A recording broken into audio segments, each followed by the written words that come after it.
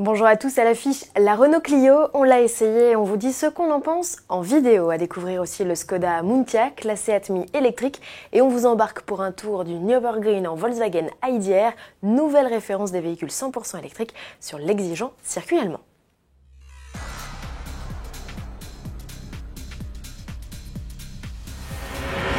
La Clio, c'est le best-seller de Renault, c'est le modèle le plus vendu en France et le deuxième plus plébiscité en Europe derrière la Golf. En 4 générations, la française s'est écoulée à plus de 14 millions d'unités. Alors quand la citadine 5e du nom a été présentée en mars dernier, on trépignait déjà d'impatience à l'idée de l'essayer. C'est désormais chose faite, voici le premier verdict de notre essayeur, Cyril Biotto. Côté châssis, donc on a une voiture ici avec des roues de 17 pouces, pas de suspension pilotée.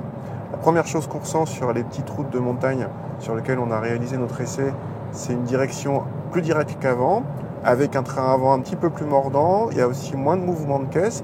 On rappelle que c'est une version qui est moyenne gamme, sans prétention sportive.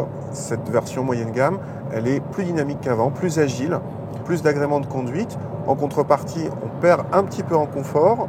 Côté moteur, donc on a 1 litre 3 cylindres, 100 chevaux, 160 Nm, donc ça relance assez bien. C'est un peu creux à bas régime.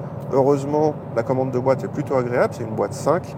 Mais dans l'ensemble, cette version qui devrait être la version cœur de gamme est plutôt une bonne surprise à la conduite. Seul bémol, la note salée, Renault l'affiche à 20 000 €, mais en contrepartie, la dotation est complète. Retrouvez l'intégralité de l'essai Renault Clio 5 sur autoplus.fr. Comme Volkswagen, Skoda met à profit le talent de ses apprentis. Cette année, le projet de fin d'études d'une trentaine d'étudiants a été de convertir un Kodiaq en pick-up. Le Muntiaq, de son petit nom, est plus imposant que le gros SUV tchèque. Il mesure 5 mètres de long, 2 mètres de large pour 1,70 m de haut. Dans sa transformation, il a été surélevé de 10 cm et s'est chaussé de pneus tout-terrain sur des jantes de 17 pouces. Ce beau bébé a perdu ses portes arrière au profit d'une benne. Il a gagné des renforts un peu partout, ainsi qu'un pare-buffle. Il profite aussi d'un treuil, d'une rampe lumineuse et d'un snorkel, autrement dit une prise d'air externe. Elle permet de refroidir le 2 litres essence de 190 chevaux installé sous le capot. Au final, le Muntiaq a pris quelques centaines de kilos et frôle désormais les 2,5 tonnes. L'engin a réclamé 2000 heures de travail. Imaginé à l'automne 2018, il est entré en fabrication en janvier. Pas de faux espoirs aux amoureux de pick-up, il n'a pas vocation à être commercialisé.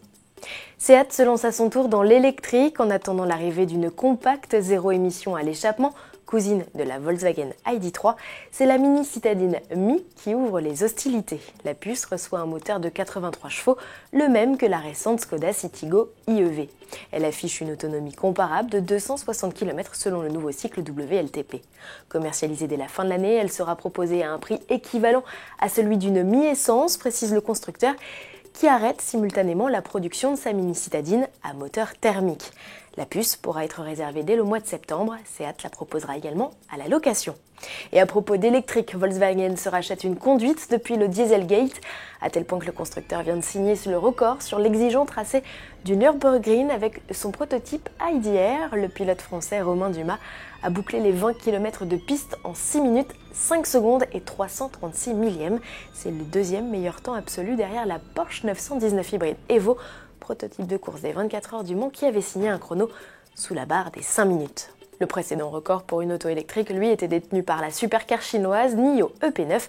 La Volkswagen, animée par 2 moteurs de 680 chevaux, a été 40 secondes plus rapide. Prochain défi pour Romain Dumas et son bolide, les 99 virages de la montagne Tianmen en Chine.